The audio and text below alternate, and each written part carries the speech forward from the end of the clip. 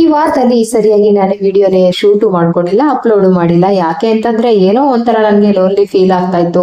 ಆಮೇಲೆ ಏನೋ ಒಂಥರ ಏನು ಬೇಡ ಅನಿಸ್ತಾ ಇತ್ತು, ಹಂಗೆಲ್ಲ ಆಗ್ತಾ ಇತ್ತು. ಆಮೇಲೆ ಏನಪ್ಪ ನನಗೆ ಈ ತರ ಆಗ್ತಾ ಇದೆಯಾ ಅಥವಾ ಏನು ಅಂತ ಎಲ್ಲ ಇಂಟರ್ನೆಟ್ ಅಲ್ಲಿ ಸರ್ಚ್ ಮಾಡಿದ್ಮೇಲೆ ಗೊತ್ತಾಗಿದ್ದು ಈ ಒಂದು ಇದರಲ್ಲಿ ಕೆಲವೊಂದು ದೇವಸ್ಥಾನಗಳಲ್ಲಂತೂ ದೇವ್ರಿಗೆ ಕಾಮಾಖ್ಯ ದೇವಸ್ಥಾನ ಈ ತರ ದೇವಸ್ಥಾನಗಳಲ್ಲಿ ಪೂಜೆನ ಮಾಡಿ ಇದೆಲ್ಲ ಮಾಡ್ತಾರೆ.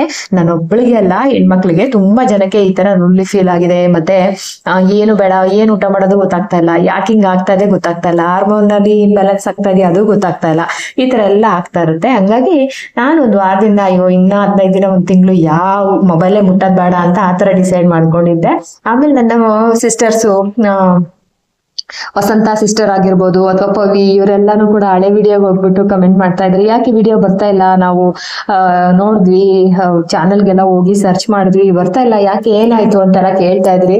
ಅಪ್ಪ ನಿಮ್ಮ ಪ್ರೀತಿಗೆ ನಾನು ಎಷ್ಟು ಕೊಟ್ರು ಸಾಲಲ್ಲ, ಹಂಗಾಗಿ ಅಪ್ಡೇಟ್ ಮಾಡೋಣ ಅಂತ ಅನ್ಬಿಟ್ಟು ನಾನಿವತ್ತು ಇಡ್ಲಿ ಮಾಡ್ಕೊಂಡಿದ್ದೆ. ಇಡ್ಲಿ ಜೊತೆಗೆ ಈ ತರ ಮಧ್ಯಾಹ್ನಕ್ಕೂ ಆಗುತ್ತೆ ಅಂತ ಅನ್ಬಿಟ್ಟು ಬದನೆಕಾಯಿ ಟೊಮೊಟೊ ಬೇಳೆ ಎಲ್ಲ ಹಾಕಿ ಈ ತರ ಮಸ್ತು ಇದ್ ಮಾಡ್ಕೊಂಡಿದ್ದೆ. ತುಂಬಾನೇ ಚೆನ್ನಾಗಿರುತ್ತೆ. ಮಧ್ಯಾಹ್ನಕ್ಕೆ ಮುದ್ದೆ ಮಾಡ್ಕೊಳ್ಳೋಣ ಅಂತ ರಾಗಿ ಎಲ್ಲ ತೊಳೆದು ಒಣಗಾಕ್ಬೇಕಾಯ್ತು, ಅದು ಒಂದ್ ಕೆಲ್ಸ ಇತ್ತು.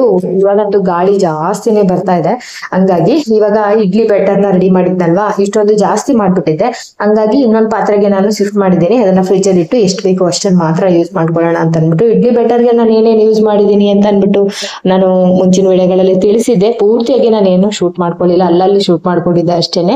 ಈ ಒಂದು ಯಾಕೆ ವಿಡಿಯೋ ಮಾಡ್ತಾ ಇಲ್ಲ ಏನು ಅಂತ ಅನ್ಬಿಟ್ಟು ತಿಳ್ಸೋಣ ಅಂತ ಅನ್ಬಿಟ್ಟು ಇದ್ ಮಾಡಿದೆ. ಸ್ವಲ್ಪ ಬೇಜಾರಾಗ್ತಾ ಇತ್ತು, ಹಂಗಾಗಿ ಯಾವ ವಿಡಿಯೋನು ಬೇಡ ಏನು ಬೇಡ ಅನ್ಸುತ್ತೆ. ಕೆಲವೊಂದ್ಸಲಿ ಹಿಂಗ ಅನ್ಸದ್ ನನ್ಗೆ ತುಂಬಾ ರೇರು ಈ ತರ. ನನ್ಗೆ ಯಾವಾಗ್ಲೂ ಆಕ್ಟಿವ್ ಆಗಿರ್ಬೇಕು, ಎನರ್ಜಿ ಆಗಿರ್ಬೇಕು, ಈ ತರ ಒಂದು ಮೈಂಡ್ ಸೆಟ್. ಆದ್ರೆ ಯಾಕೆ ಹಿಂಗಾಗ್ತಾ ಇದೆ ಅಂತ ನಾನು ಇಂಟರ್ನೆಟ್ ಅಲ್ಲೆಲ್ಲ ಸರ್ಚ್ ಮಾಡಿದ್ಮೇಲೆ ನನಗೂ ಗೊತ್ತಾಯ್ತು ಇದು ಒಬ್ಬರಿಗೆಲ್ಲ ತುಂಬಾ ಜನಕ್ಕೆ ಈ ತರ ಆಗಿದೆ.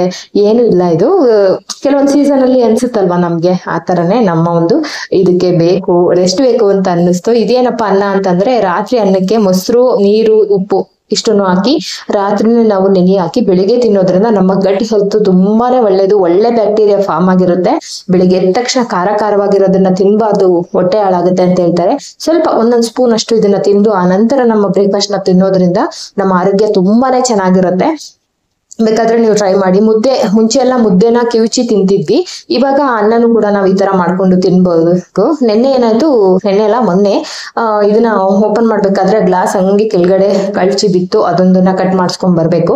ತುಂಬಾ ಒಂದ್ 13 ವರ್ಷ ಆಗಿರ್ಬೋದು, 13 ವರ್ಷದಿಂದ ಯೂಸ್ ಮಾಡ್ತಾ ಇದ್ದೀನಿ. ಇವಾಗ ಗ್ಲಾಸು ಈ ತರ ಬಿದ್ದಿರೋದು ಏನು ಇಲ್ಲ, ಅದು ಸ್ವಲ್ಪ ಲೂಸ್ ಆಗಿತ್ತು. ನಾನು ಮುಂಚೆನೆ ನೋಡ್ಕೊಂಡಿದ್ದೆ.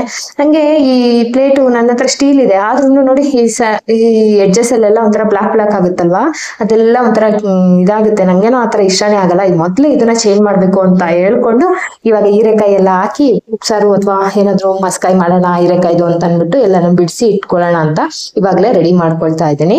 ಆಮೇಲೆ ಇವತ್ತು ಅಮಾವಾಸ್ಯೆ ಆಗಿರೋದ್ರಿಂದ ಪೂಜೆ ಎಲ್ಲ ಮಾಡ್ಕೊಂಡು ಮನೆ ಹತ್ರ ಕೂಡ ಹೋಗ್ಬೇಕು. ಕೆಲವೊಂದು ಕೆಲಸಗಳು ಅಂತ ನಮ್ಗೆ ಅಂತ ಇರುತ್ತಲ್ವಾ, ಅದನ್ನೆಲ್ಲ ಮಾಡ್ಕೋಬೇಕು. ಹಂಗಾಗಿ